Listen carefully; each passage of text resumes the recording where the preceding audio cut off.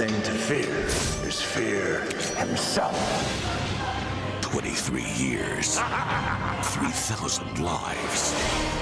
Now, He may get the blood, but I'll get the glory. the legends will meet.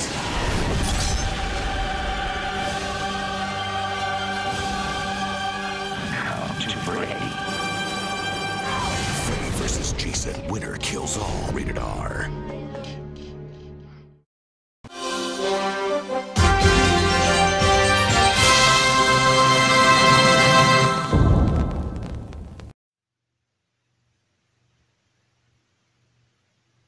Oh, hello fellow followers, welcome back to FanZcene. Greg here, and today I have for you Freddy vs. Jason, 20 years later. You guys believe that? It's been 20 years. Technically, it'll be 20 years in August, but as I just watched Freddy vs. Jason for the first time in many, many years, I really wanted to do this video on it, and once I realized it's going to be 20 years old, that really made me feel a lot old, because I saw the movie in theaters on opening weekend when I was 19.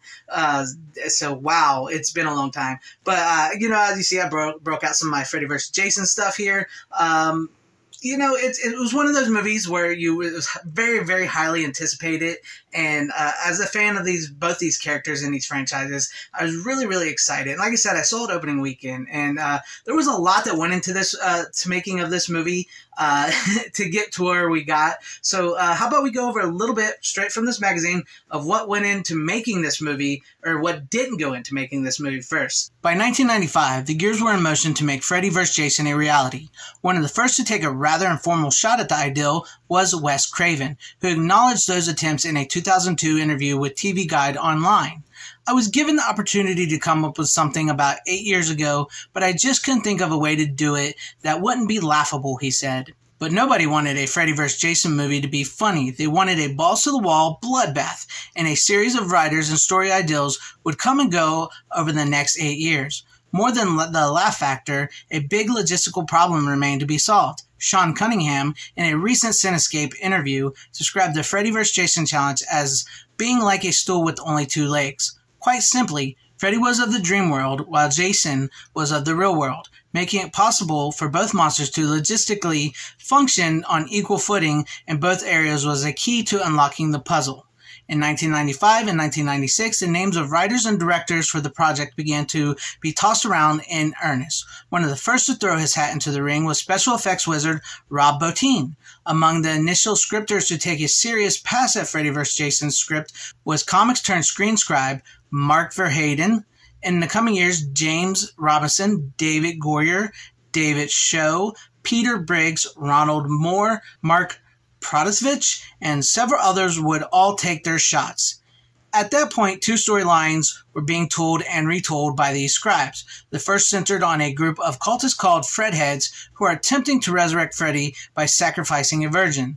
In that storyline, Jason is brought back through the use of a girl's dead boyfriend's heart. The second concept concerned a woman who has written her PhD on serial killers. The document, which includes Freddy and Jason as subjects, ends up on the internet and is subsequently read and downloaded by a number of people. This acts like an incantation that brings the duo back to life. Needless to say, neither ideal ultimately passed muster. Eventually, writers Damian Shannon and Mark Swift were brought on board, and they cracked a story for New Line, and then director Ronnie Yu was hired, and he came in and he also helped with rewriting the story and stuff as well too. So here's the Blu-ray from the box set there. And we got this movie. I enjoy the movie. I know a lot of people do not like this movie, and I know some people do like the movie. It's a very contentious movie amongst fan base, but I enjoy the movie. And, the essential plot of the story, if you don't know, is Freddy has been forgotten by the people of Springwood. They've basically wiped him from everyone's memory, and Freddy, that makes Freddy mad, and so he awakens Jason Voorhees, because he, the sort of post pick up after Jason Goes to Hell. So he awakens Jason Voorhees to go to Elm Street in Springwood and make them remember him, and thus a bloodbath ensues, and we get a showdown between Freddy and Jason by the end of the movie. That's just basically the simple plot of the movie. And as you saw there, it was very hard to crack this, and I guess some people say it still hasn't been cracked. but I enjoyed the movie. I really liked it. And what really works for me in the movie is that I do enjoy the reintroduction of Freddy Krueger. It's very dark. It's very creepy. It really sets this really great tone for the movie. It's just like Robert Englund and like how evil he looks, the Freddy teeth in this, and describing, you know, what he went through, and you know, building that up. And then the sort of the reintroduction of Jason, which we really didn't need a huge reintroduction of Jason, but you know, we sort of get the reintroduction. We get a nice little boob scene. Love that. That chick was built in the beginning of this movie. She had a heck of a body in the beginning of the movie that goes skinny dipping, that Jason kills, that Freddy, you know, when Freddy's reawakening. Personally, that worked for me. The going back to Elm Street worked. I love the Jason kills. Jason's really worked. I was upset that, you know, they didn't bring back Kane Hodder. That would have been awesome. And I have never read anything about this or anything. I don't know. But to me, it felt like New Line Cinema, which had gotten the rights to Jason Voorhees, most of the Friday the 13th rights, you know, Jason had been around in more movies since Wes Craven's New Nightmare, you know, 2 more movies after Wes Craven's New Nightmare, which I think came out in 97, but we had Jason Goes to Hell and Jason X, and those movies weren't really well received, and I think maybe they were trying to, you know, bring back Jason a little bit, you know, take him back to his roots, and which was getting rid of Kane Hodder, which was whatever, but I felt, you know, I think they were going for a more sensitive, more like Frankenstein monsters portrayal of Jason in this, making more like you know, more like an emotional type character, which I believe that's what it says in the magazine, but I still don't know why you couldn't get Kane Hodder, but I digress. It's okay. Yeah, but I think they were trying to bring Jason back and make Jason. So if you're like a Freddy fan, this movie isn't quite, I'm a huge Freddy fan.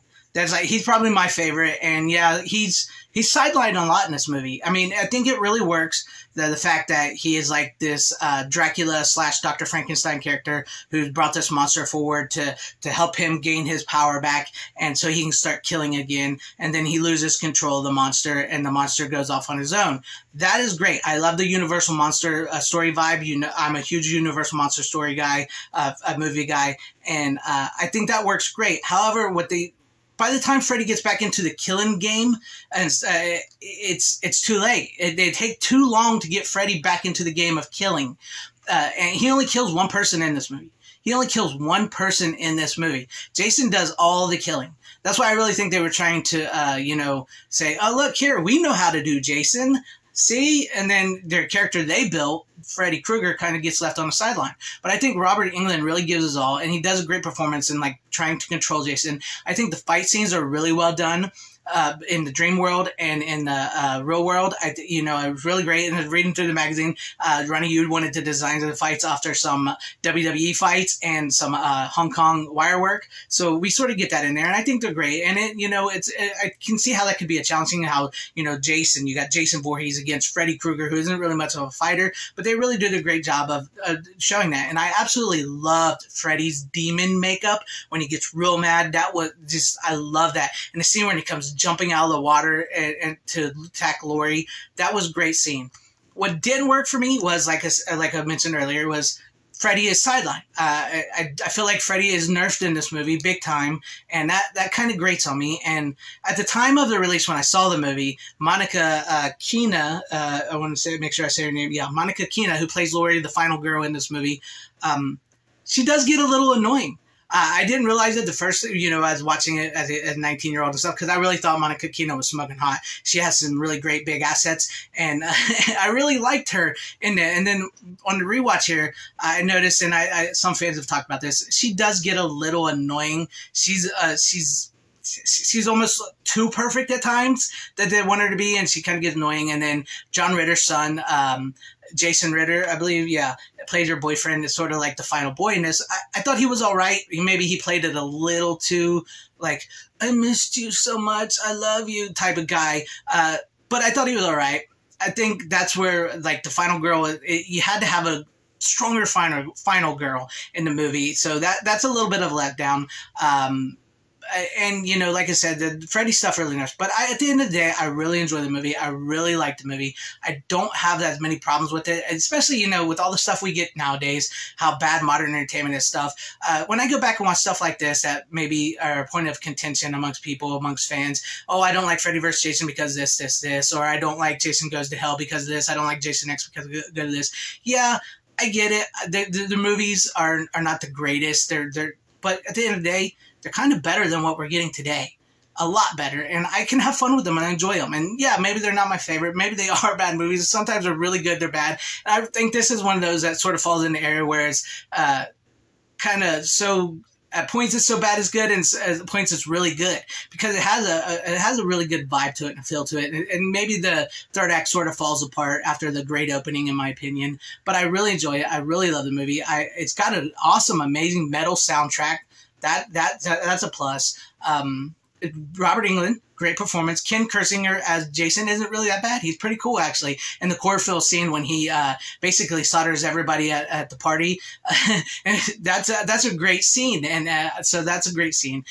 But at the end of the day, like I said, I really do enjoy the movie. I like the movie. I can give it a rewatch, and I'm glad I have it. I wish Shout Factory was given the rights by Warner Brothers to give us a better scan for the movie. But this Blu-ray, has a lot of special features on it. We get to see the alternate endings because there's an alternate ending, and then there's multiple alternate endings. There was one ending that was never shot that was conceived where the Crystal Lake was going to turn into this like giant demon hand and pull Freddy and Jason down into hell, and then Freddy and Jason was going to be locked in this eternal gladiatorial battle in hell, watching while demons watched them. That would have been pretty neat. But then also, they wanted a winner, and it's hard to pick the winner because you got fans of Jason Voorhees and the Friday the 13th series. You got fans of Robert Englund, Freddy Krueger, the Nightmare on Elm Street series, and you're not going to be able to please them. So it's hard to pick a winner. And I would say maybe that Jason did, or it's hard to say because it does seem like maybe Freddy won and then Jason won at the same time. And then Laurie and